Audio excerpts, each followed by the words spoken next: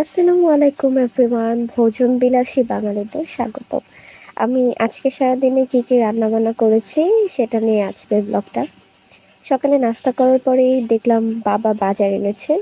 তো বাজারে ছিল, দেখুন পুঁই শাকগুলো এত ফ্রেশ ছিল, মানে আমি ভিডিও না করে পারিনি। আর বাবা আখ নিয়ে এসেছিল, আখ গ্যান্ডারি বলে অনেকে, আমার খেতে খুবই ভালো লাগে, কিন্তু এগুলোর সাইজ দেখে বুঝতে পারছেন এগুলো ছিলতে গিয়ে এক একজনের দাঁতের যে অবস্থা আছে। আর সাথে ছিল পেয়ারা, পেয়ারাটা অনেক পছন্দ করি দেখে বাবার চোখে পড়লেই নিয়ে আসে। তারপর চলে গেলাম আমরা রান্না বান্নায়। আর এই ফাঁকে আমি এগুলো ভিডিও করে নিয়েছিলাম ব্লগ করার জন্য। মার বকা খাওয়া সত্ত্বেও আমার শাশুড়ি মা ভিডিও করা পছন্দ করে না, তাও আমি লুকিয়ে লুকিয়ে করি।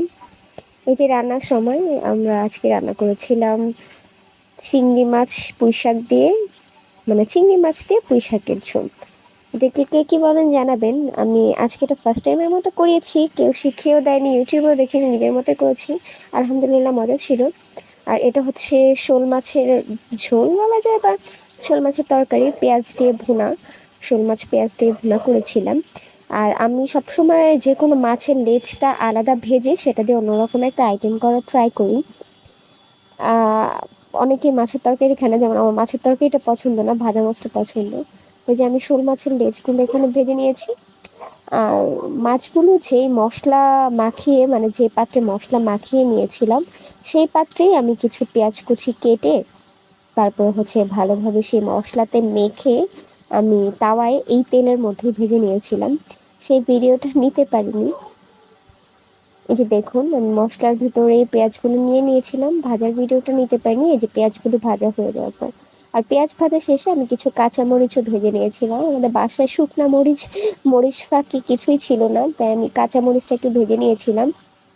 তারপর প্রথমে মাছটাকে ভালোভাবে বেছে নিয়েছি। এই মাছে যেহেতু কাঁটা খুব কম থাকে তাই বাছতে কষ্ট হয় না, কাঁটা কম থাকে এরকম সব মাছ দিয়ে ভর্তাটা খেতে পারেন। তারপর হচ্ছে আমি কাঁচামরিচ আর পেঁয়াজগুলোকে আলাদাভাবে হাত দিয়ে ডলে তারপর সুন্দর করে মাখছিলাম। এরপরে একটা শিল পাটার পুঁতা নিয়ে সেই পুঁতা দিয়ে যদি এটাকে এভাবে একটু থেতো করে নেন, নেড়ে চেড়ে ঝাঁকানাকা করে নেন, তাহলে এই যে দেখুন রেডি হয়ে যাবে মাছ ভর্তা। আর এত বেশি ক্ষুধা লেগেছিল, গরম ভাত দিয়ে ভর্তা খাওয়ার এত ক্র্যাভিং হচ্ছিল যে অন্য কোনো প্লেট বা বাটিতে নিয়ে ভিডিও করার ধৈর্য ছিল না। কেমন লাগলো অবশ্যই কমেন্ট করে জানাবেন। আমাদের পেজটি ফলো করে সাথেই থাকুন।